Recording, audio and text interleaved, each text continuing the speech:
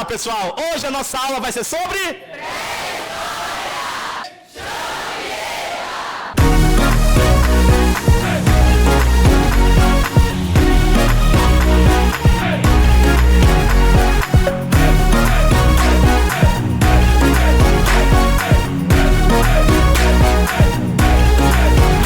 Pré-história. O que a gente precisa saber sobre a pré-história? O que os vestibulares de hoje estão cobrando a respeito da pré-história?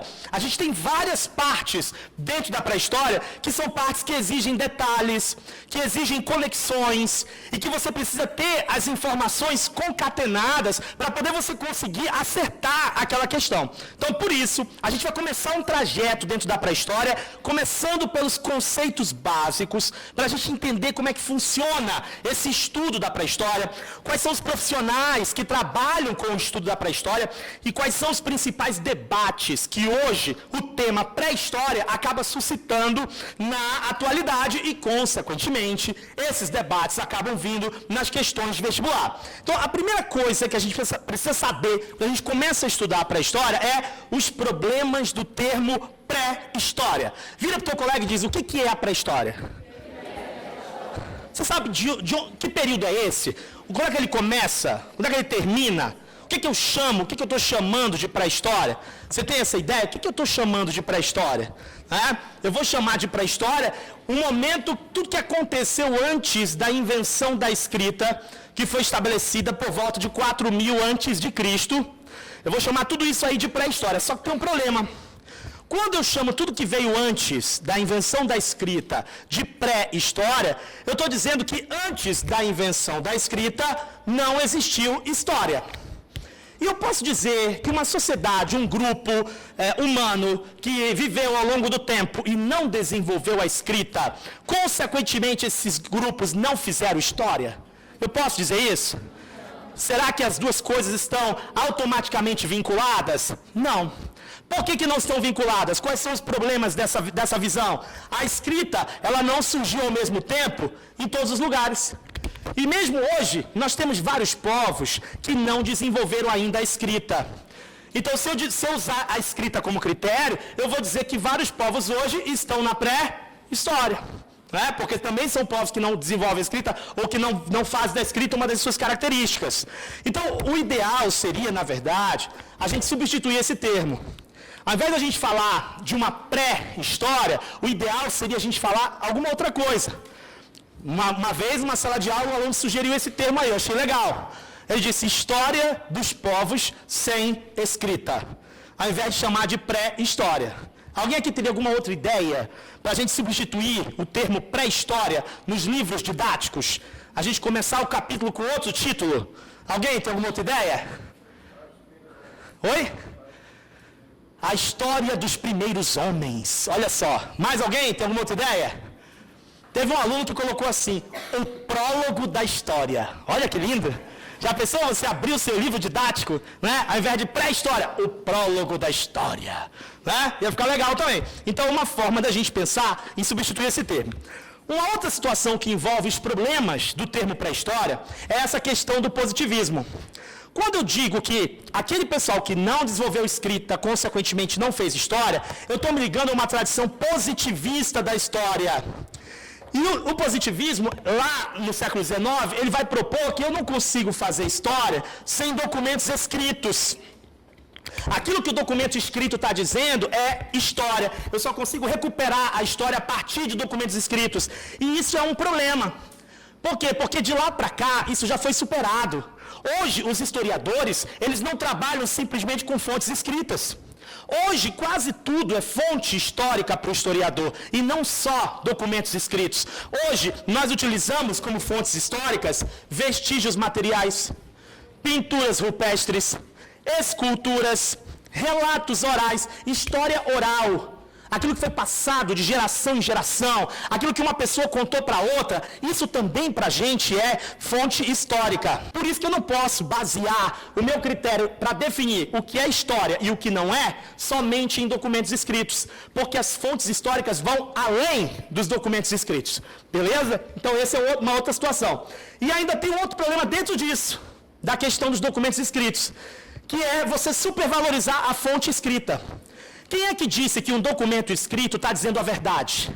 Quando eu pego o relato de uma campanha militar de algum faraó lá do Egito Antigo e aquele documento está dizendo que o faraó ganhou essa guerra, quem é que me garante que o faraó realmente ganhou essa guerra? Quem é que me garante que o cara que escreveu aquele registro lá, ele está falando a verdade? Ele pode ter mentido. O faraó pode ter dito assim, escreve aí que eu ganhei. Escreve aí que eu ganhei, porque lá na frente vai ter um pessoal que vai fazer vestibular e vai estar lá no livro de história deles que eu ganhei. Então escreve aí que eu ganhei. Mais um motivo para eu derrubar esse negócio de dizer que o que aconteceu antes da invenção da escrita é pré-história. O que aconteceu depois da invenção da escrita é história. Eu tenho algumas ciências que auxiliam no estudo da história. E uma delas é justamente a arqueologia. O que a arqueologia estuda? Ela estuda as culturas humanas por meio de vestígios materiais. E esses vestígios materiais, eles podem ser fósseis.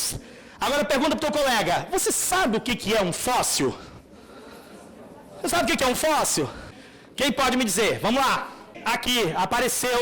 Vamos lá. Vamos pegar aqui o take dessa aluna corajosa, que ela vai explicar para a gente o que é um fóssil, sem olhar na lousa. Vai, manazinha, pega aqui o microfone. São vestígios de materiais orgânicos e inorgânicos que ficaram preenchidos pelo tempo. Vestígios de materiais orgânicos e inorgânicos que ficaram preservados, é isso que tu falou? Preenchidos ao longo do tempo. Sabe o que eu achava? Eu achava que o fóssil era assim, o cara morreu, aí ele ficou lá, aí o corpo dele, por algum motivo da química, lá dos fenômenos bioquímicos, que eu não sei para onde vai, que eu sou das humanas, por algum motivo o corpo dele ficou lá. E aí o cara, lá na frente, o arqueólogo foi lá, cavou e achou o corpo do cara que ficou lá. Só que, na verdade, não é isso, né? Porque, olha só, ele é um vestígio petrificado de seres vivos de períodos remotos que conservam suas características físicas essenciais. Então, na verdade, não é o corpo do cara que está lá. É o formato do corpo do cara que ficou lá.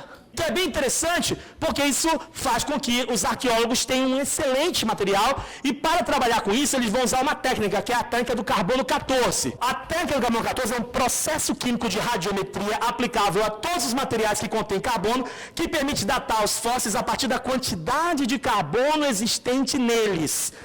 É claro que eu não sou da área, eu não vou ter como entrar nas polêmicas dessa técnica, mas dentro daqueles que são da área, nós temos vários questionamentos a respeito da precisão. E aí, quando você entra na questão da precisão, aí você traz um problema que é de lá deles, da química, para a história. E para a arqueologia e para as outras ciências auxiliares da história, que é o quê? Que é a questão de como eu interpreto a evidência. Quando a gente trabalha com pré-história, a gente trabalha com evidências. E os cientistas, eles vão interpretar essas evidências a partir de procedimentos metodológicos. Se um desses procedimentos metodológicos, como essa técnica do carbono 14, possui restrições, possui contestações, possui lacunas, isso pode influenciar ou não na interpretação daquela evidência. Pode ou não pode influenciar? Pode, porque a metodologia que eu estou aplicando, se ela tem problemas, se ela tem lacunas, eu não posso afirmar com toda segurança que aquilo que eu estou concluindo é a verdade na interpretação daquela evidência. Tá dando para entender isso? A ciência, então, ela não é a palavra final. Quando a gente fala assim, a ciência tem a palavra final. Que ciência? Que cientista? Quem é que está interpretando a evidência? Como foi que ele interpretou a evidência? Quais foram os procedimentos metodológicos que esse cientista utilizou para interpretar essa evidência? Com base em que esse cientista chegou a essa conclusão ao interpretar essa evidência? E se um outro cientista pegar a mesma evidência e usar outros procedimentos metodológicos e chegar a outras conclusões, ele não vai poder bater de frente com aquele primeiro que está afirmando uma coisa? Sim ou não? E a ciência não é assim o tempo inteiro? Eles não estão mudando o tempo inteiro? Eles não estão brigando o tempo inteiro? Quem aqui já leu alguma matéria dizendo que é bom comer ovo? Quem já leu alguma matéria dizendo que não é bom comer tanto ovo? Eles estão todo tempo brigando. Uma hora pode, outra hora não pode. Uma hora é bom, outra hora não é bom. Ah, isso aqui não é, isso aqui agora não é mais. Ou seja, então a ciência, ela não é uma coisa eterna, que ninguém mexe, e o que ela disse está dito. Não. Porque dentro da ciência também tem briga, também tem disputa, também tem divergência, e isso passa pela questão de como eu interpreto a evidência e quais as conclusões que eu estou chegando na interpretação dessa evidência. E aí, da mesma forma, o paleontólogo, ele vai ver a vida de todos os organismos que viveram na Terra, seja animal ou vegetal, ele vai estudar a evolução dos primatas e o desenvolvimento dos seres no decorrer do tempo geológico. Então, essas ciências são as ciências que ajudam no estudo da pré-história. Para eu estudar a pré-história, eu preciso do trabalho do historiador, que vai levantar a parte da história oral, os documentos escritos, vai analisar essas fontes. Eu preciso do arqueólogo, eu preciso do paleontólogo, eu preciso de toda uma equipe multidisciplinar para eu conseguir chegar em uma conclusão, ou tentar, pelo menos, propor alguma conclusão a respeito de alguma coisa quando eu penso em pré-história. Então, por isso que esses conceitos são conceitos iniciais importantíssimos para a gente poder entrar na nossa próxima discussão.